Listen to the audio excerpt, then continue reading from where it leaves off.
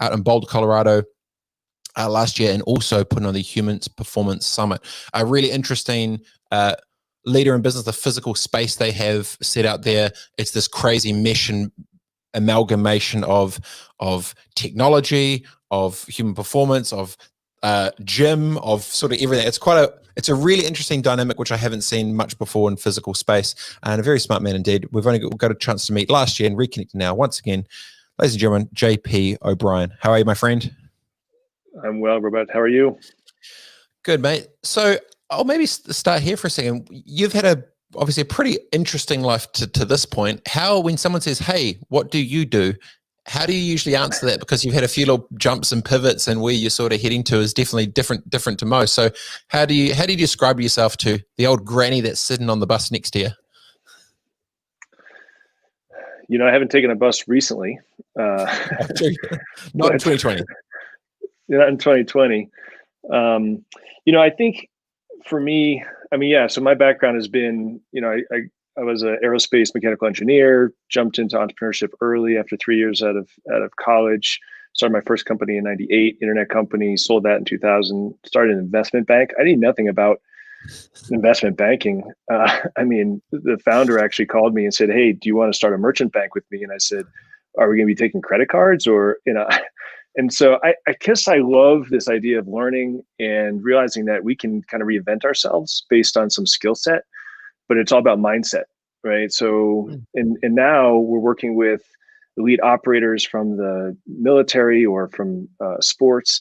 And these individuals have been so elite their whole life, right? Ever since high school, they've been elite in some form.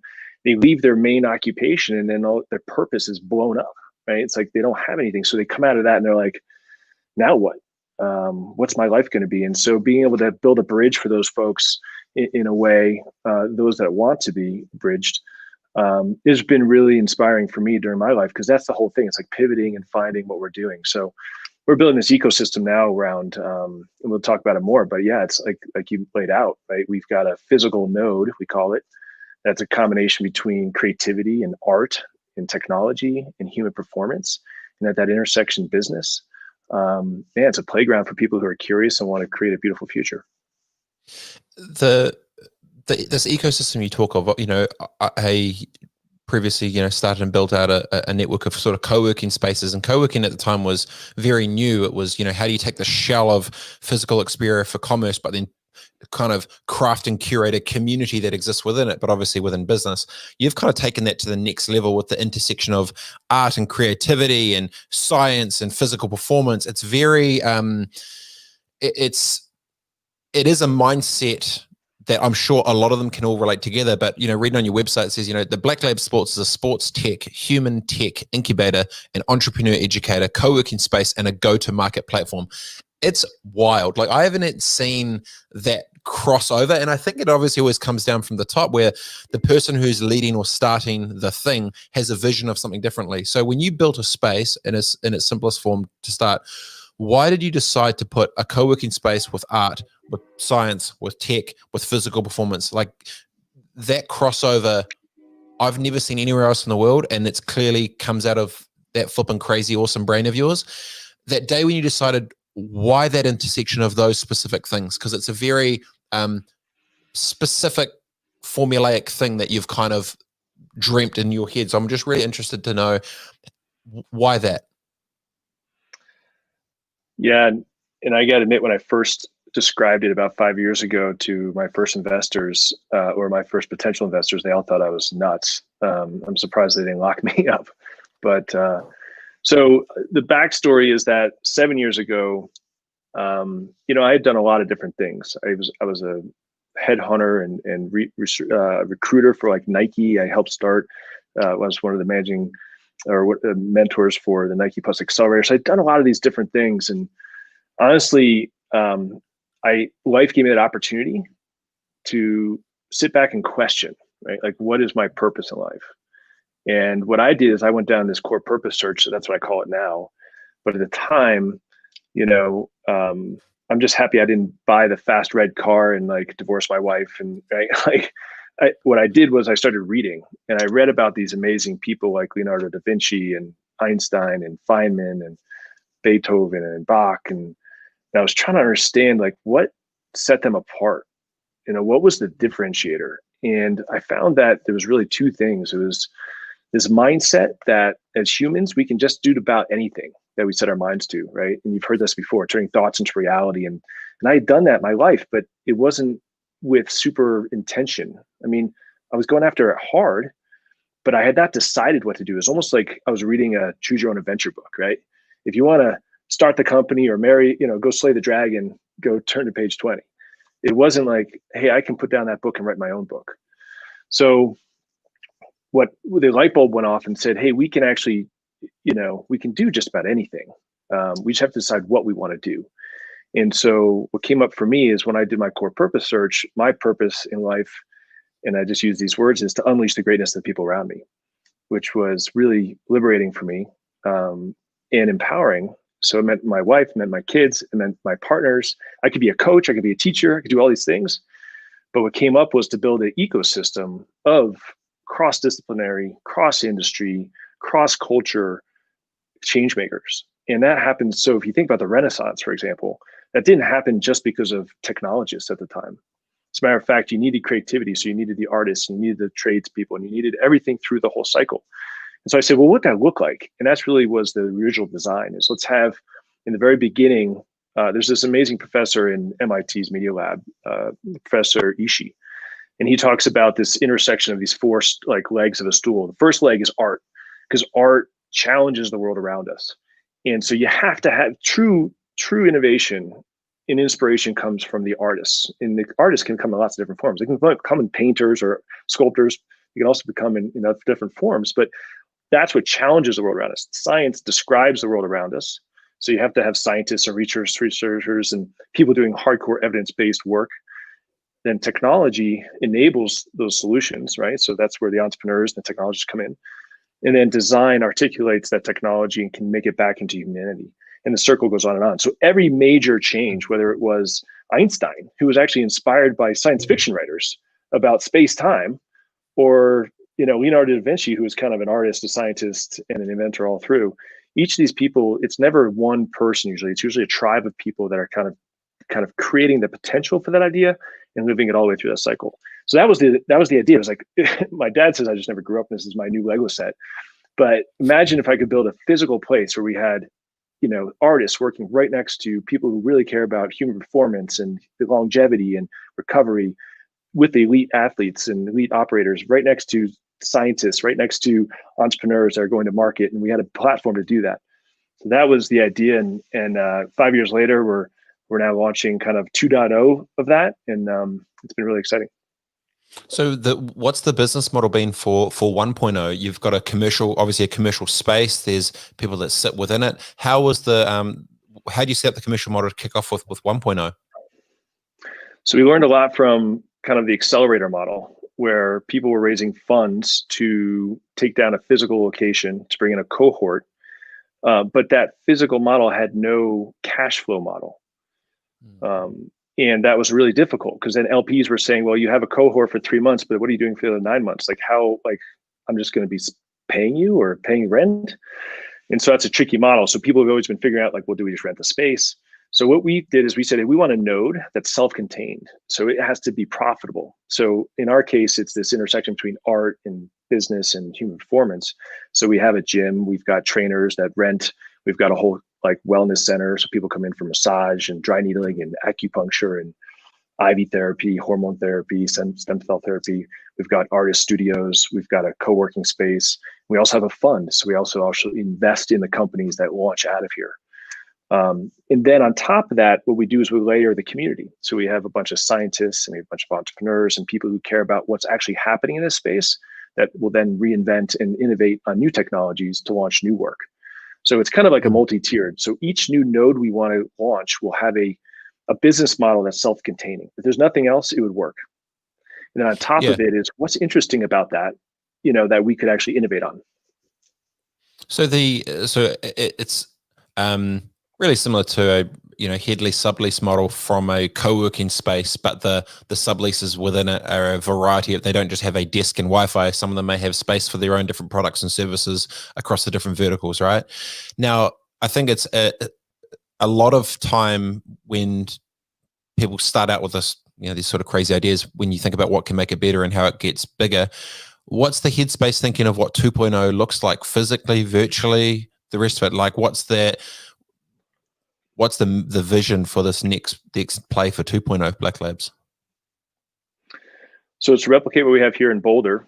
We're actually talking to a group out of the UAE. We've got a group out of Switzerland. We've already got some agreements in Boston, where again, each of those locations will have very specific kind of node pieces. So in the UAE, it will be a human performance excellence center, probably the first one in the Middle East. In Boston, it'll be all around life sciences and very hardcore. It's actually working with faculty members in Harvard and MIT. And so we'll have a lab there. We can do hardcore research. The one in Switzerland is also around, it's partially around consciousness and kind of up-leveling. Actually, really interesting area near a ski resort.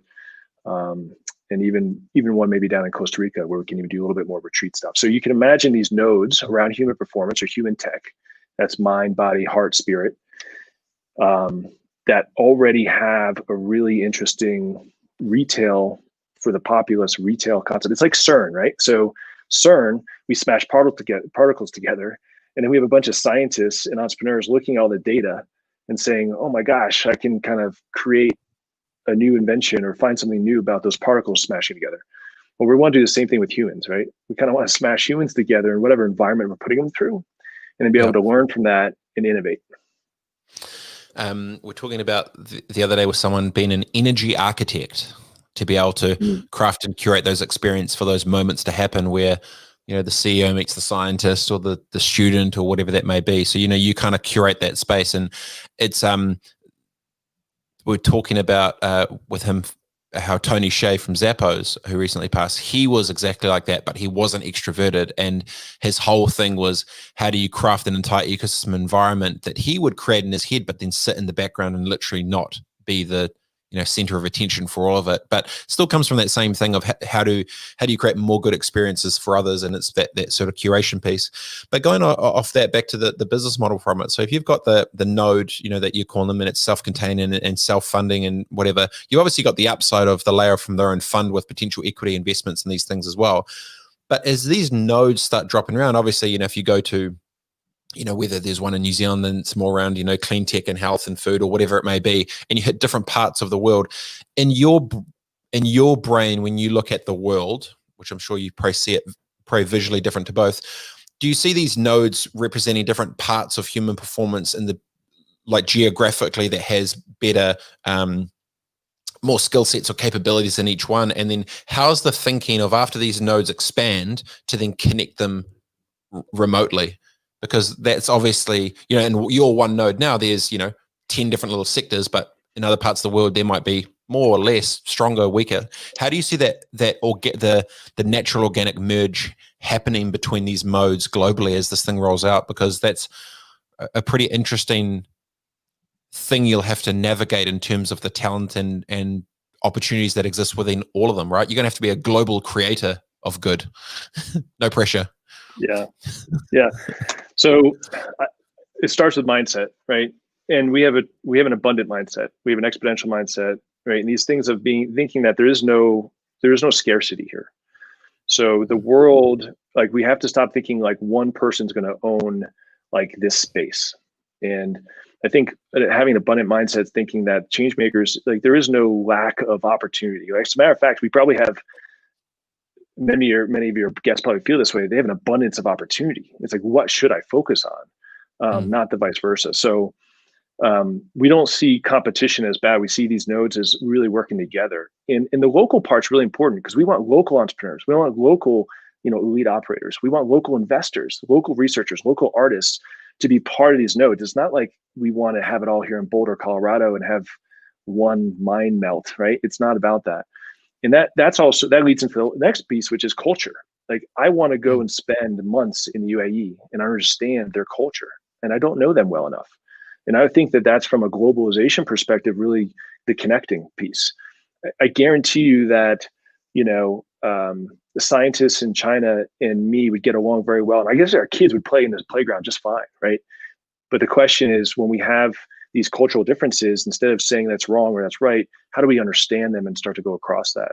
Part of that, you grew up overseas, I did as well. And I think trying to make that be a kind of an expectation of our scientists. One of our members is from NASA, and he learned a ton just from talking and interoperating with some of these folks globally, that he had a very different perspective exactly how they would see certain problem sets.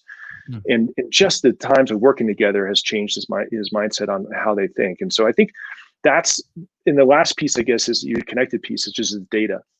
We do work with the DoD and other areas. And imagine, so there's something called the TRL, which is technology readiness level. In areas, investors like DARPA are looking for brand new technology. They invested in GPS before it even existed, right? The first version was the size of 2 rooms. And, the idea was just, I want to be able to tell an operator where they are in the world anytime without any radio connectivity. Like, how do I do that? Do I look at the stars? Like, oh, let's look at the satellites, right?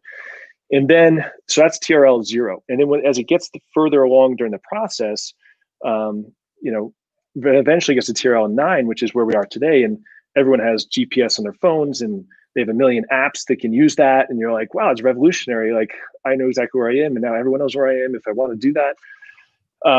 So along the way, when we talked about humans and cohorts, people have interest in different TRL levels. So if you're in charge of the Green Berets, you want things to be TRL 7 or better. Like, you're not going to give your guys, TRL 2 that's going to break in the field. But if you're a university doing some research, you might want TRLs 3 and 4, right? So what we're trying to do is connect people to where they're at. Instead of saying everyone's the center of excellence, saying, okay, where do you want to kind of access this new technology, these new inventions? What's your input? What's your cohort? And how do we get as much data back out to the whole community? Yeah. Everything probably comes back to sports to me as well. I was just writing down there, as these roll out, you're talking about local talent, then, you're essentially this, human tech coach, which has got to pick the best talent that is best curated for those spaces, right? And you obviously need the nuances of those local cultures to understand the context for all the different bits and pieces for what you want to build. Will the fund roll out globally as well to these other different nodes? Will you partner with other people? Like, obviously so far to date, you've obviously, done well for yourself, and you've invested into this sort of idea. As it goes bigger, what's the sort of potential equity model or play that you're thinking about when all these new technologies and new ideas and stuff sort of come through? How does that sort of play out in your head? Yeah, so we see the funding in kind of 3 different tranches. First tranche is, we call it the node fund. So we're actually raising a pretty significant round to launch these nodes locally. And so those will be investors locally in those different parts, or some will be government investors, some will be just large kind of individual impact investors who really understand the big play there. The second part is a true typical portfolio fund. So based on those ideas or companies that spawn out of those places, how do we seed fund those and carry on fund those? And so those will eventually have their own local funds.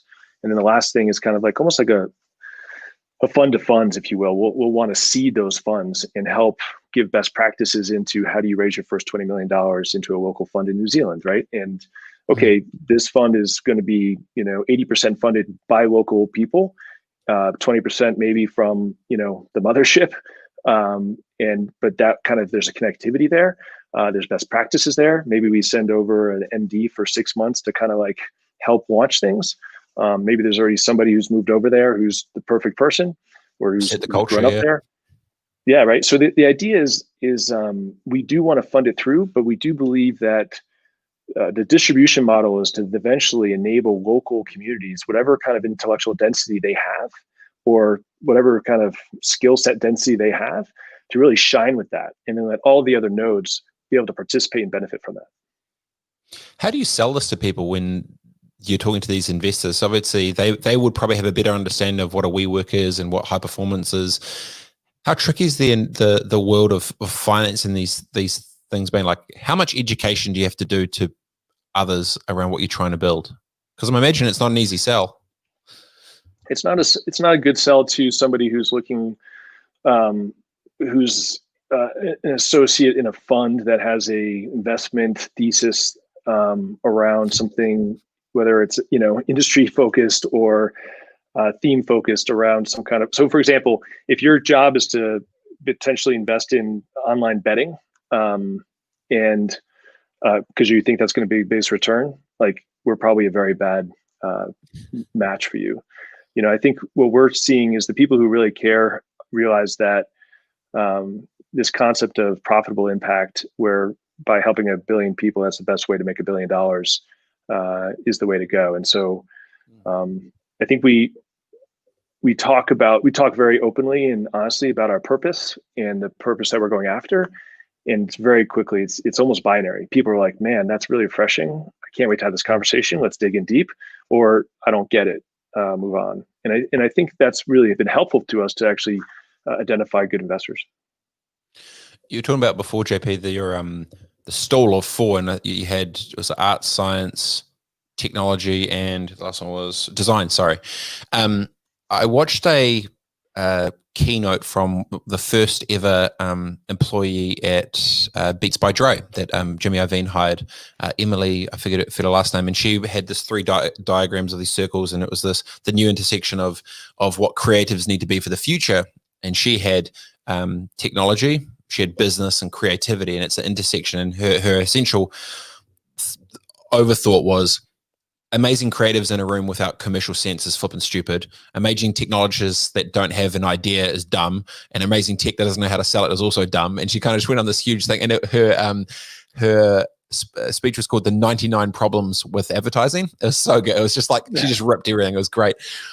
But when you talked about the 4 stall there, you've got art, science, tech, and design. And then you look at hers, and she's got technology and creativity similar, but then she's got the commercial side. So I was trying to ask, what's a 5-legged stool? Because you obviously need to add the commercialization for all of this somehow with it as well. When you, what's your brain? How do you think about trying to commercialize creativity? Because in a nutshell, this stuff's not cheap. This rolls out, but creatives aren't usually commercial. I'm lucky. I'm kind of half and half. I have lots of great ideas, but I can't understand a bit of this, and I can at least see it kind of from both sides and a bit of tech, but in no way am I the expert. How does your head work through commercializing creativity for good? Yeah, timely. We just had we moved our human performance series online temporarily, of course, and we're doing a forum. So the last one we just held, the challenge out to the community was, so the idea is that artists, for whatever reason, whether they're empaths or, they're basically the ones that, when the world is struggling, when humanity is struggling, they're the ones that kind of identify the problem first. And sometimes it's not even like we feel awkward. Like you see the art and we're like, or we, the music comes out and we're like, it hurts my ears, right? Like we don't get it at first, the rest of us.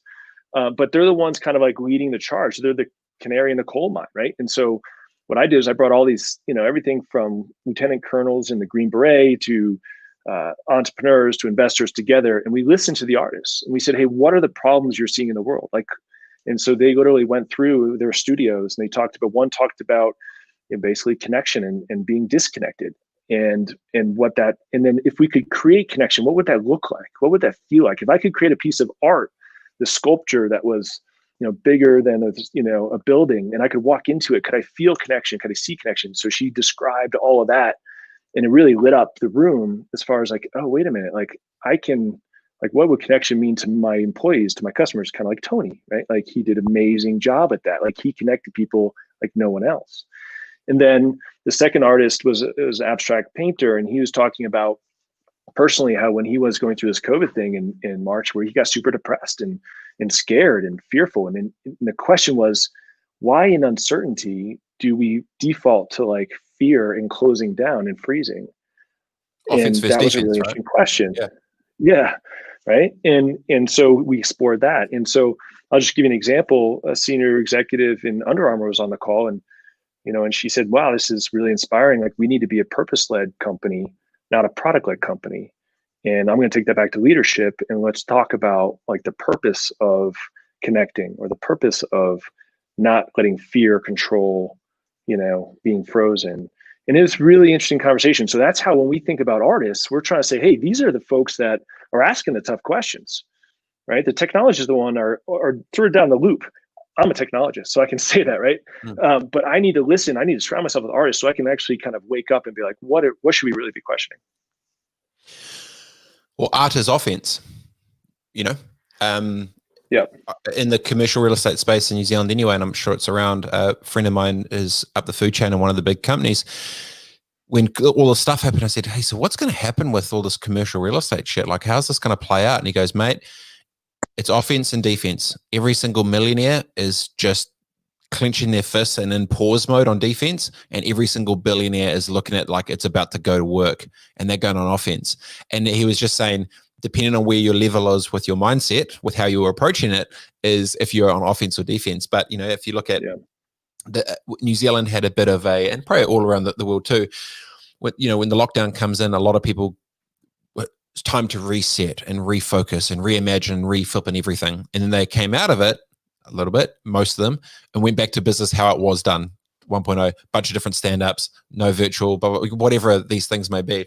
And then there was this little bit of a dip of like, wasn't this supposed to be our reset where we could see what was more in the future? And it's like, no, because you've got a bunch of decision makers that are on defense, not offense, because they're not creative or entrepreneurs or artists or whatever. So I think your point is exactly right, JP, that artists are on offense. And when you put, there's always, I have this thing where I say, innovation is the byproduct of bravery, where if we're all sitting here in the same pod and we're going to go, let's go innovate, let's go try and do some shit. It's like, okay, great.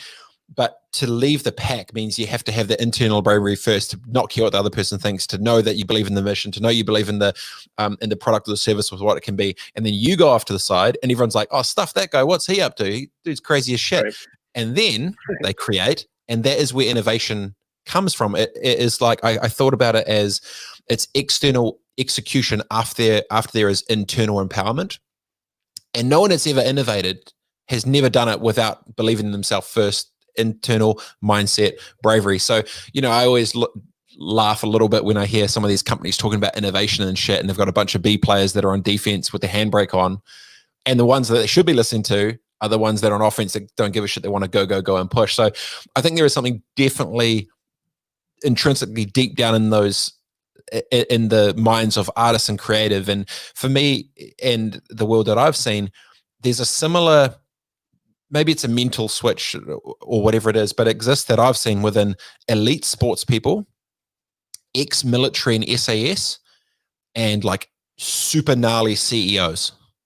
And I don't know what it is, but within the action sports world, everyone who's a pro, they all have a mutual respect for others because I think they've physically been to places which not many, 1% of 99% of the other world don't know.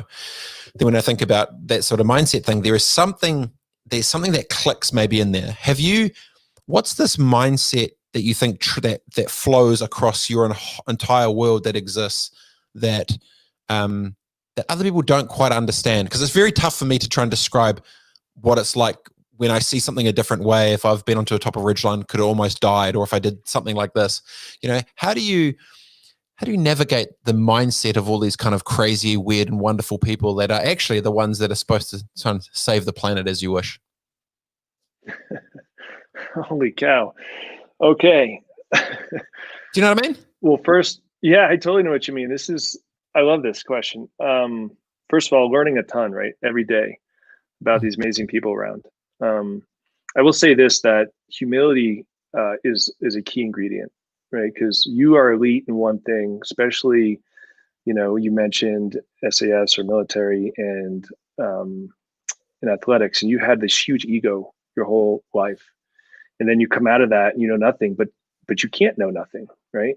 In the sports world, you're worth, everyone thinks you're worth millions of dollars, even if you're not. And so you're supposed to know everything. So how could you possibly go into an investor meeting and be like, what is an SVP mean? Like, what does that mean?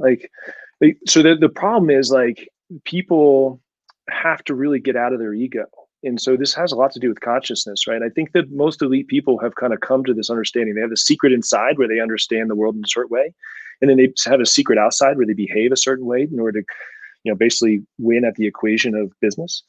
And I think that that's in a really interesting mindset. And so what we're trying to do, in one essence, is we're trying to people get curious about that and to understand those different kind of modes where you can kind of come into it and be, kind of, and again, I've kind of lived my own life. I've had to be humble many times where I go into an industry and I know nothing about it. And instead of being like, I'm the man, I'm like, I'm a newbie, tell me everything, have that beginner's mind. We started a bank, so I'm sure he learned. Yeah. Yeah. I closed our first deal, and, here's a guy who was a CTO, coder. And all of a sudden I'm, negotiating with, a multi-billion-dollar company out of New York City, and I had no idea what I was doing. But I think I guess the other thing is that purpose is, to me, I keep on hitting on that, but man, I think the people who, there's a magic when somebody is not doing it for whatever they're doing, is not doing it for, an outcome of money or paying the bills, or where it's something so deep and energetic that they would literally live and die for whatever they're doing. And then, like, you can make any mistakes. Like, they don't matter. You can look stupid. That doesn't matter. You can fail 6 times. That doesn't matter, because what you're working on is so important. And that's a really hard thing for our society to kind of get their minds around, because we're indoctrinated with what we should be doing. I mean, look, you didn't get to pick where you grew up, where you're a Dane, or where you went to first school. Like, when did you finally get to start deciding and actually recreating that? And I think that's something we got to flip for these people, or a lot of the people that do really well have already flipped that. One of the there's a crew that I'm involved with back in New Zealand. It's called the Black Club, of all things, because obviously in New Zealand we've got the All Blacks, and New Zealand's colours black. And it's around helping some of these ex-professional athletes sort of safely evolve out of who they were in sport to out of it. And we had a catch up, and then we're talking about these professional All Blacks and cricket players that have won World Cups, and just elite, just legendary New Zealand sports people. And every single one, we all had the same thing of, how do I take this bottled up energy outside of my outlet that existed within the sport when I physically don't do that anymore? And it's very easy to see, one of them, that they, went down a path of, substance abuse and yada, yada, yada. And now they've found themselves in a purposeful space where their energy around teamwork and camaraderie and people management and glue and that whole thing is really sort of unlocked that there. When they come out, they feel lost because they don't have purpose, and I think before you said, JP, was it your core purpose search, right? Did you make that up? What does that mean? Because I know if someone said around, what's your purpose? I can't articulate it into I exist and I float, but I'm just genuinely thinking of like, is this some like secret ninja shit I need to start to get into? What is this core purpose? Is this like a Google website? Like, where do I find my, where do I sign up? Totally. Yeah. No, yeah. I was going to ask you what your purpose is, because the last time I met you, I think we chatted a little bit about it, but I couldn't recall what it was. I have 3 things. Mine is like, I want to create things I'm proud of. I want to scale value to empower others, and I want to enjoy the ride. So it's not a purpose. It's just more in my head. The way I think of it is, if I'm putting my time into something, I want to be creating, but if I'm creating, it wants to be something that I'm proud of, not just like I ticked the box and did some dumb shit, like whatever. So you feel pride in your time, so you don't have regret. So, and then scaled value to empower others, where I can't, if I've got the headspace to potentially help 1 million, why would I can't do one-to-one coffees with 1 million people. It's unscalable. With technology, we can do more. So how can you be smarter to try and do that? And then have fun along the way, because, if I'm not smiling, doing cool shit, I'm like, stuff this. Like, I'm out. Yeah. Maybe it's not a purpose. But I was just interested with that, because I wrote that about a couple of years ago after I had a bit more options and I was moving around trying to do some shit. So core purpose search, did you come up with this? Give me the insight to that, because I'm just genuinely intrigued. I did. After doing my own search for a year, I found a lot of other groups that kind of talk this way. Not quite exactly the same terminology, but they're definitely rhymes.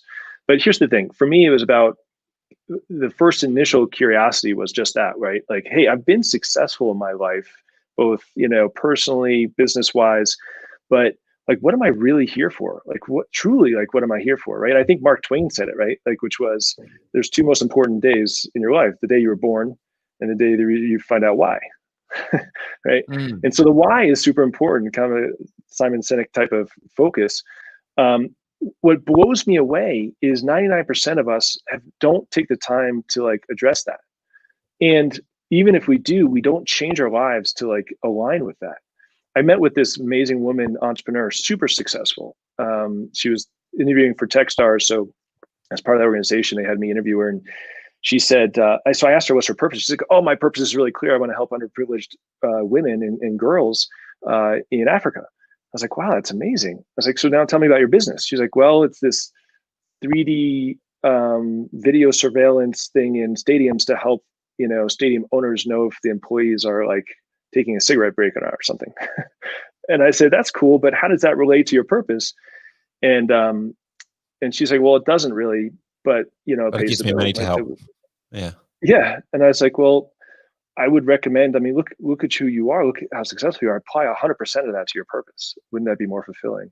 So I think that's the piece. And so what we've done is we've tried to program it. So if you come into Black Lab, you can come to Black Lab Sports/join. So there's a couple of things. One, we try to provide interesting content. So if you're interested about human performance and how to help the human body, whether it's through nutrition or sleep or other areas, actually perform optimal and recover optimally and have longevity, well, we want to be able to provide you that content curated to you. So if you're just curious, and then if you really want to be part of our membership, if you will, which is being more active, being part of our summits, then you can join us. And that's a group that we're growing. Obviously, we're about 400 right now, and it's really around. I mean, here's the deal. We have people from Harvard Medical School. We have people from NASA. We have people from the Green Berets. And it's not that their organizations are bad. They're fantastic. It's just the culture is set up where they're kind of like, stay in your lane, and they don't have these conversations daily. So by having a tribe of people who are like, well, no, let's question what individuals' purpose is, and let's move there. Maybe it's in your current job or a different organization, but the idea is that most of the time people aren't leaving the organizations to like jump into Black Lab Sports company. They're just joining this community of people who want to work together to solve really interesting problems. So when I look at the ecosystem of those that have a vision or a mission or something, the 1.0 model is, I've got a shit ton of Instagram followers, join my group and I'll sell you some courses, right? That's kind of the copy paste thing. But when I hear the collective, it almost feels like Black Labs it's almost, media network for a vision around documenting, unleashing human potential, right? And then the physical space is the holy grail. I can't wait to go visit there one day. It's the Statue of Liberty, it's the thing, it's the whatever. But it feels like just the minds that exist around you. Maybe just totally jumping off topic a little bit. But I realized a while ago that I can't sit down with 1,000 young high school kids that want to get into business for a coffee, but I can do a 1-minute video and I can chuck it on Facebook or social or whatever and it gets out. What's your headspace been around sort of scaling the value of this thinking that exists within your community out into the ecosystem?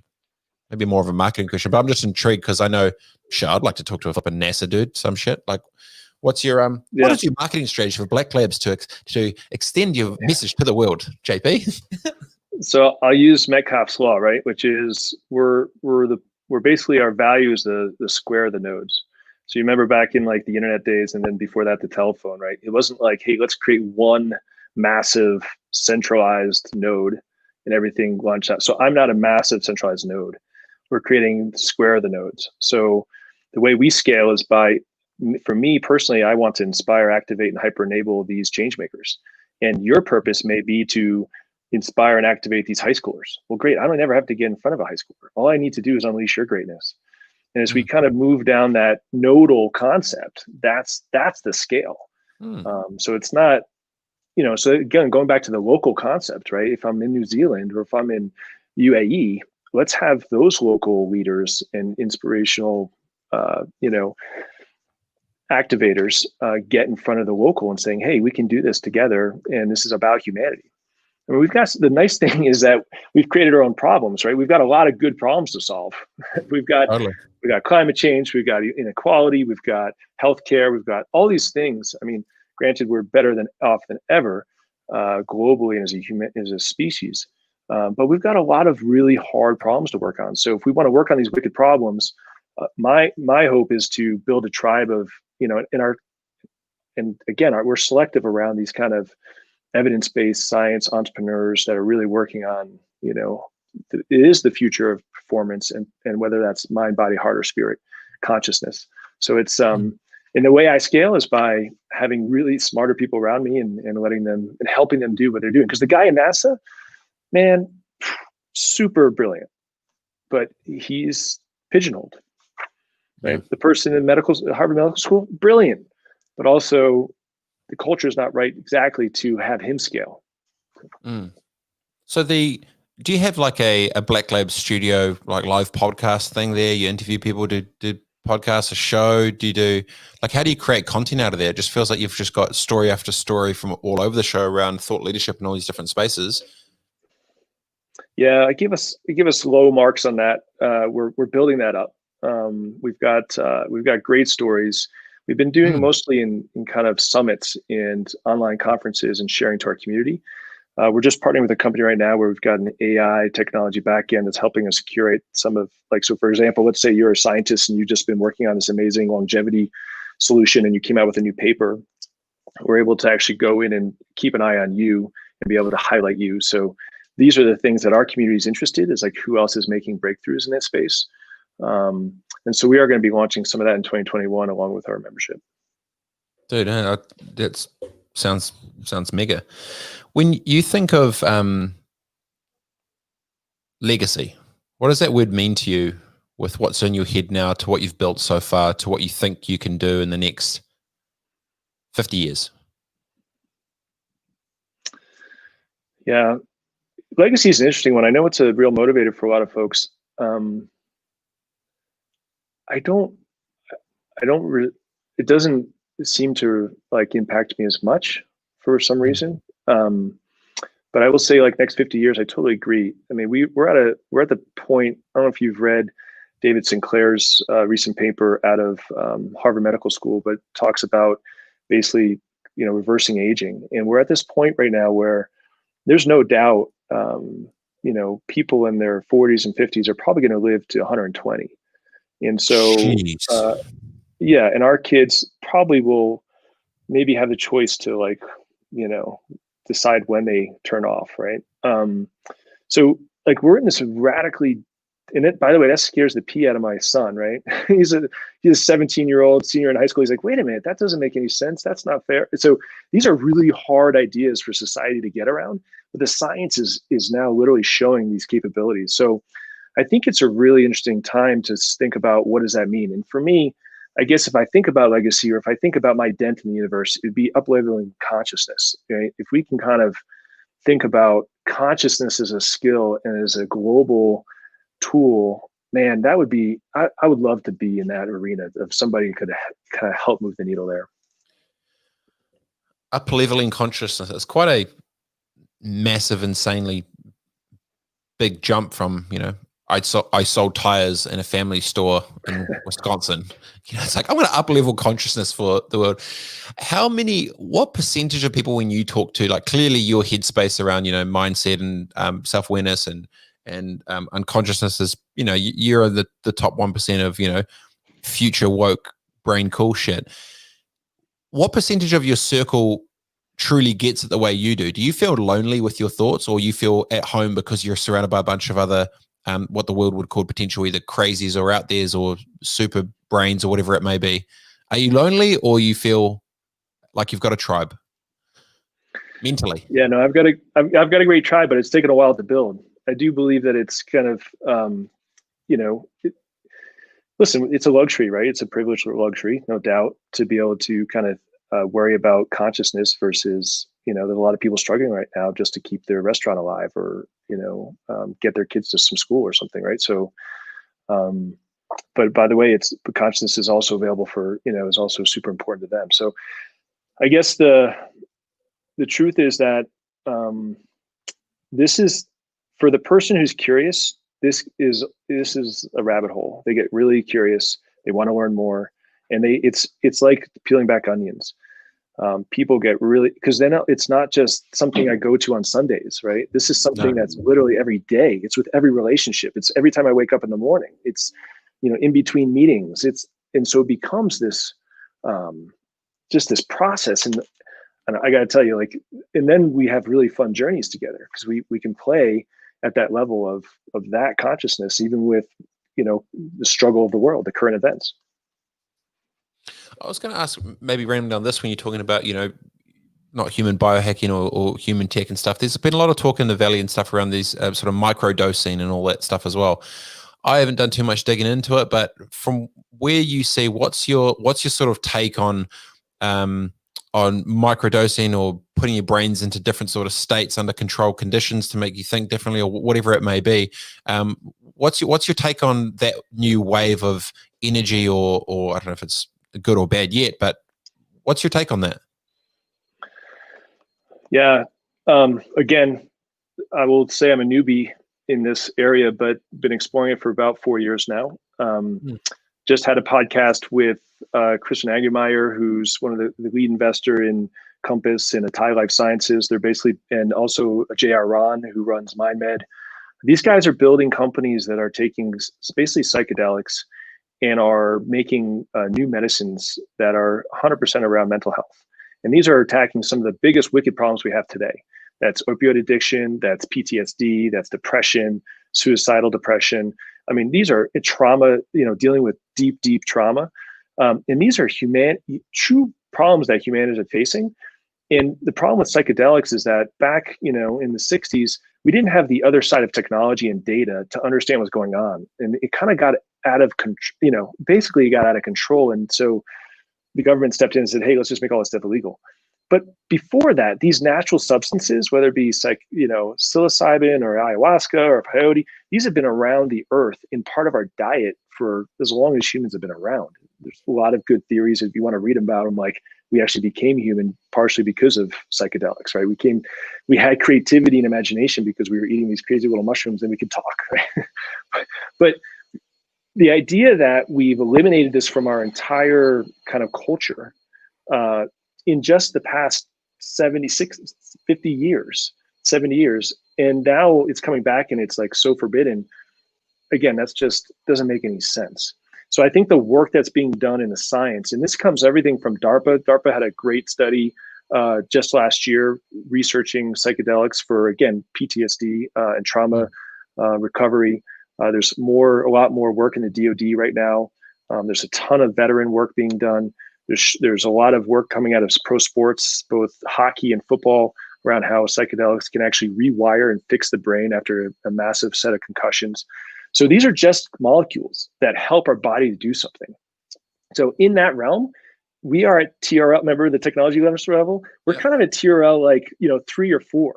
We may not be mainstream yet. We may not be 9, but for sure, this is technology that's worth exploring, worth putting a lot of effort into to understand it. So it's not scary. So we don't do something that's harmful to humanity.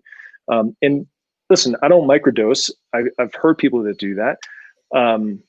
I don't know. I don't have the answers, Zach. So we probably don't have enough data. I've heard everything from, Steve Jobs and others who are having these amazing breakthroughs based on, psychedelic experiences. So I think it's worth studying. And so we're trying to support people across the board in that area. Again, whether there's another company or nonprofit I'm a part of, you should check it out. It's called Unlimited Life Sciences, and I'm an advisor on their board. These guys are partnered with Johns Hopkins. And it's a very simple study. What they're doing is anybody who's about to take a psilocybin trip to go in and sign up anonymously to take their survey. And the idea is the more people we can have take that survey, it's like then we can start to prescribe or show kind of what works and what doesn't work. Right. So, hey, this set of scenarios is really bad. It doesn't lead into a good trip. This set of scenarios for you personally seems to be like a really good experience and you may get a lot out of it. Without that sort of data, how do we actually move forward with this sort of science? Well, it just seems very clear if you look at the legalization of marijuana across all the states, the growth of CBD into this billion-dollar behemoth, the taxes that are coming through, the wave of kind of general mainstream awareness, or maybe it more general acceptance and not potentially as looked down upon within that one wave. Not that it's opened the floodgates, but it's pretty clear that public perception of what was deemed as, oh my gosh, that's the absolute worst thing ever, we should not even touch or look at it, is starting to shift the other side, just, step by step. So I was just wondering, from a New Zealand perspective, we just had a referendum and they said no for legalizing that, but they did say yes for the euthanasia bill. But yeah, I wonder about. It's clear that's not going to be as taboo of a subject going forward, especially when the sciences and tech gets involved, because it gets cleaned up pretty quick. And if you look at what happened, the way they've changed customer experiences with the weed stuff, now it's like professional. I mean, shit, they had the Tyson Roy Jones fight was sponsored by Weed Maps. And you're like, how did this happen? And then you're watching like Snoop Dogg's smoke a joint on pay-per-view live in the middle of Staples Center. I'm like, man, our world has gone wild. But I guess, to be fair, in the year 2020, there's a lot crazier shit which we've seen happen. Before we go, I wanted to jump back into one little thing that you talked about before of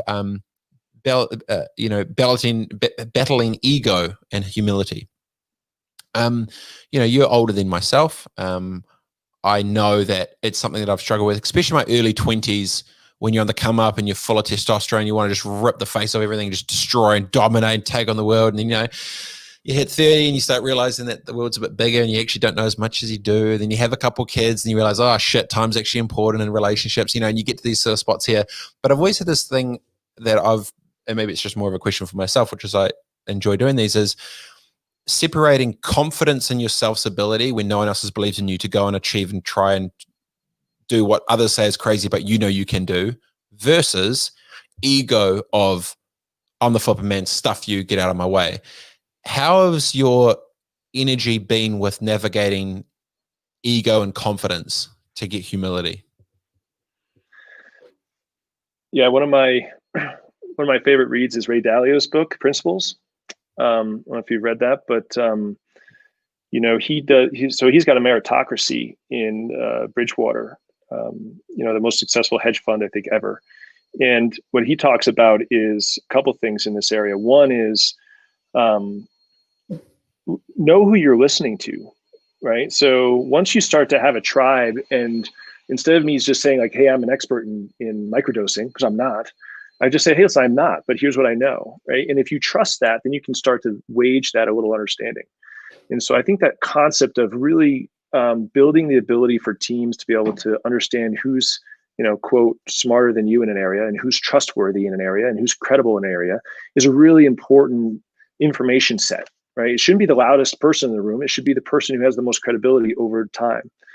And then I think that going back to the ego piece, I love the concept. I think it's a Japanese concept. It's the beginner's mind, right? So the expert mind is the person who's like, has to defend their stance because they spent their whole lives, studying a certain type of, martial art. And and it's the long sword or nothing, man. And this is how we're going to do it. The beginner's mind is just super curious, right? And you can kind of, if even if you think you know a lot, if you can be really curious and like, well, why do you think that? Why do you think that? Kind of just like you are actually, you are very curious about business. I've listened to you, and I think that will automatically be able to kind of unveil like, well, how deep is this person, right? How credible is this person? How well thought through? Have they gone through enough cycles? And plus, then it doesn't make you super egotistical, because then you're just super curious. So I think for us in our environment, we talk about that mindset all the time of the beginner's mind, and how do we kind of always be, we call it above the line, like saying yes and versus no but. And that is a simple tool, but for us, it's fundamental for how we go about work, especially in an innovation place.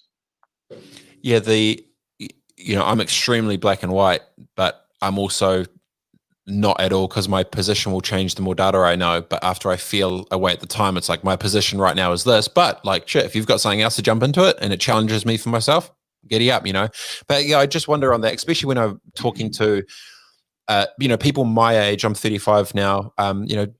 I feel I'm still, very much beginner mindset for the scale of the world that exists. And, when you get in some rooms and you listen to the conversations that are actually being had, and you realize I am so next. Like one of my best mates, he's really smart and he's done really well for himself. He found himself next to the ex-Prime Minister of New Zealand and the ex-CEO of the Air New Zealand's national airline. So you're literally talking about probably two of the gnarliest brains. And he said he came out of it and goes, dude, like, I know I'm really smart and I know I'm flipping awesome, but I sat there for 45 minutes and I didn't have a flipping clue what was happening.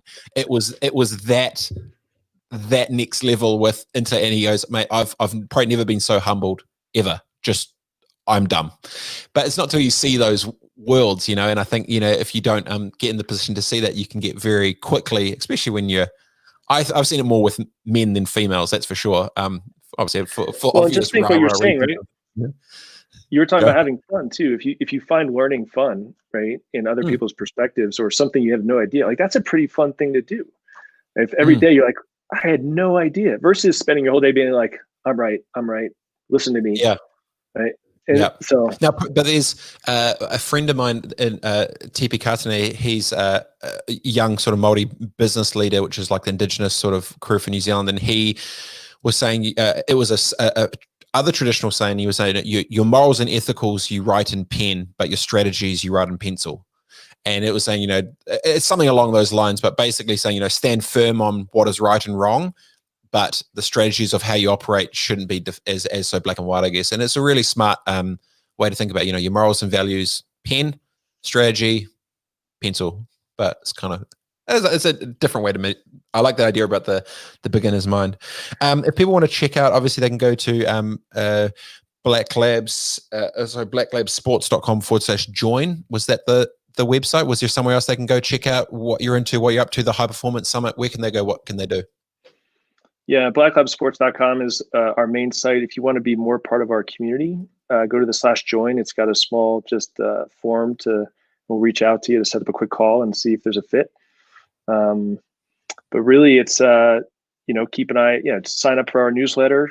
It's interesting. I had this woman call me the other day, this marketing company, like, hey, you're not marketing enough. Like, where's your AdWords? And I'm like, that's not how we go to market, right? This is about creating value. And when, the chief scientist at company AYZ says, wow, this is really valuable to his 3 friends that are at that same level, that's how we're growing. So that's, I think it's kind of, if this is exciting to you and you're turned on by it and you want to learn more, reach out to us. All you need is 2 chairs in the corner next to the gym set there on the big green mat, and Black Lab Studios behind it, and then you just interview a weapon brain every week on Facebook Live, and I think you'll get more than enough out to the world. It's very easy.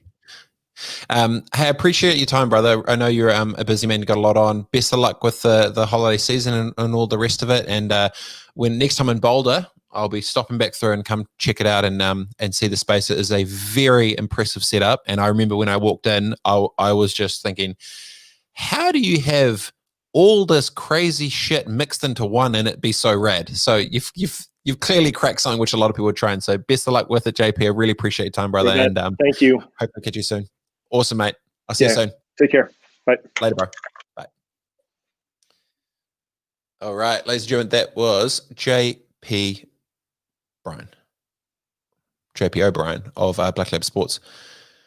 Very smart man.